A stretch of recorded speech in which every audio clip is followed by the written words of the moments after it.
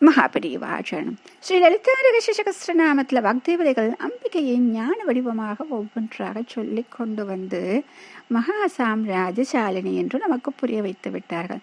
அடுத்ததாக வரக்கூடிய ஒரு 4-5 நாமாக்கள் அனைத்துமே ஸ்ரீவித்யை குறிப்பதாக இருக்கும். முதல்லையே பெரியவா என்ன சொல்லுவாங்க அப்படின்னா, ஸ்ரீவித்யை அப்படிங்கிறது ஒரு மிக பெரிய சூட்சமான ஒரு மந்திரம். இதை நம்மளா பார்த்துட்டு நம்மளா கற்றுக்கிறோம் அப்படின்னு சொல்லிட்டு தயவு செய்து யாருமே கற்றுக்கொள்ள முயற்சிக்க கூடாது. இதற்கென்று ஒரு குரு, அந்த குருவின் முகமாகத்தான் நாம் கற்றுக்கொள்ள வேண்டும். அவரின் மூலமாக தான் தீட்சை பெற்று நாம் கற்றுக்கொள்ள வேண்டும். ஏன் அப்படின்னா இப்போ நிறைய விஷயங்கள் நம்மளுக்கு இதை செய்யலாம், அதை செய்யலாம், இந்த மந்திரத்தை சொல்லலாம், அந்த மந்திரத்தை சொல்லலாம் அப்படின்னு சொல்லிட்டு நிறைய வரும் பொழுது நமக்கும் ஒரு ஆசை, நாம் இதை செய்து இதன் மூலமாக அம்பிகையின் கடாட்சம் நமக்கு கிடைக்கும் அப்படின்னு சொல்லிட்டு. ஆனால் அது மிகவும் தவறு அப்படின்னு சொல்லுவாங்க. நமக்கு என்ன செய்யலாம் அப்படின்னா, அம்பிகையிடம் ஒரு சின்ன ஒரு பிரார்த்தனை வைக்கலாம். எனக்கு இதை கற்றுக்கணும், எனக்கு ஒரு குருவை நீதான் அனுப்ப வேண்டும் அப்படின்னு சொன்னால் கண்டிப்பாக அவள் நமக்கென்று குருவை காட்டுவாள். அவர் மூலமாக நாம் கற்றுக்கொள்ளலாம். ஆக இந்த ஸ்ரீவித்யை குறிக்கக்கூடிய இந்த நாமாக்கள் அனைத்துமே ஒரு மேம்போக்காகத்தான் சொல்லப்படும். அதற்குரிய தத்துவார்த்த விஷயங்களை அப்படியே உள்ளுக்குள்ள போய் சொல்வது அப்படிங்கிறது குருமுகமாகத்தான் கற்றுக்கொள்ளக்கூடியதுன்னு சொல்லுவாங்க. ஆக இப்போ முதல்ல சொல்லக்கூடிய ஒரு நாமம் ஓம் ஆத்ம வித்யாயை நமஹ. ஓம் ஆத்ம வித்யாயை நமஹ.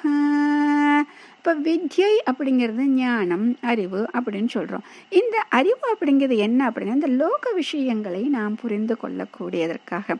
இப்போ இந்த விஷயம் தெரியணும் அப்படின்னா இதற்குரிய அறிவு இருந்தால்தான் நம்முடைய விஷயங்களை நாம் செய்வதற்கு, செயல்களை செய்வதற்கு, இந்த லோகத்தில் வசிப்பதற்கு இந்த அறிவு நமக்கு தேவை. அது வித்யை. ஆனால் நமக்குள் அமர்ந்திருக்கிறாள் பராசக்தி, ஆத்மஸ்வரூபியாக இருக்கிறாள் இல்லையா, அவளை நாம் தெரிந்து கொள்ள வேண்டும். ஏன் அப்படின்னா அவள்தான் வித்யாஸ்வரூபிணியாக இருக்கிறாள். அவள்தான் வித்யாவாகவும் இருக்கிறாள், அவித்யாவாகவும் இருக்கிறாள் அப்படின்னு நம்ம பார்த்தோம். அப்போ அந்த ஆத்மாவாக அவள் நமக்குள் இருக்கிறாள் அப்படின்னா, அந்த ஆத்மஸ்வரூபமாக இருக்கக்கூடிய அவளை தெரிந்து கொள்ள வேண்டும் என்றாலும் அதற்கும் அவளுடைய சக்தி, அவளுடைய அருள் நமக்கு தேவை. இந்த ஆத்ம வித்யான்னு சொல்லும் பொழுது வேதங்கள்ல மகாநாராயண உபனிஷத் அப்படின்னு சொல்லுவாங்க. அதில் சொல்லும் பொழுது மனோரணியாம் மகதோ மகியாம் ஆத்மா குகாயம் மிகதோஷ்ட ஜம்தோகோ.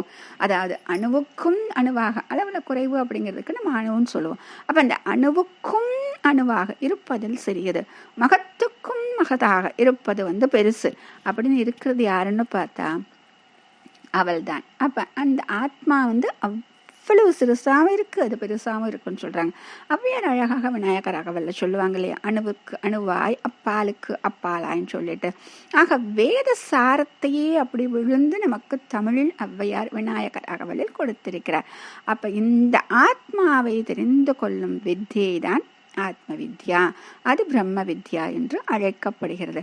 அப்போ அதை தெரிந்து கொள்ளக்கூடியதற்கு நமக்கு என்ன பண்ணணும், அவளுடைய சக்தி, அவளுடைய கடாட்சம், அவளுடைய கருணை வேண்டும். ஏனென்றால் அவளுடைய அருள் இல்லாமல் நாம் எதையும் தெரிந்து கொள்ள முடியாது. இப்போ நம்ம லலிதா சகஸ்ரநாமம் படிக்கிறோம், அதை கேட்கிறோம், அதை வாசிக்கிறோம். அந்த லலிதா சகஸ்ரநாமம் அப்படிங்கிற ஒரு பெயரை கேட்பதற்கே நாம் எத்தனை ஜென்மாக்களில் புண்ணியம் செய்திருக்க வேண்டுமோ அவ்வளவு புண்ணியம் செய்திருக்க வேண்டும். அப்ப அந்த புண்ணியத்தின் வாயிலாகத்தான் இன்று இதை நாம் கேட்டுக்கொண்டிருக்கிறோம். அப்ப அந்த சக்தியாக அவள் இருக்கிறாள். அவள்தான் நமக்கு இத்தனையும் நமக்கு புரிய வைக்கிறாள், அறிய வைக்கிறாள். அதைத்தான் கேனோபனிஷத்துல தேவர்களுக்கே அவள் உபதேசித்தாள். ஒரு சிறு பொறி இருக்கும், அதை பார்த்துவிட்டு தேவர்கள் அனைவரும் இது என்ன ஒரு சிறு பொறியாக இருக்கிறதே அப்படின்னு சொல்லிட்டு அவர்களுடைய சக்தியை எல்லாம் உபயோகித்து அந்த சிறு பொறி வெளிச்சத்தை தருவது போல இருக்கும், அதை நகற்ற வேண்டும் என்று முயற்சிப்பார்கள். யாராலும் அவர்களுடைய பலத்தாலும் முடியாது.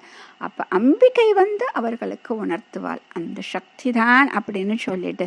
அப்படிப்பட்ட அந்த வித்யை தான் ஆத்ம வித்யை அப்படின்னு சொல்லப்படுகிறது. மகாபெரிவாச்சரணம்.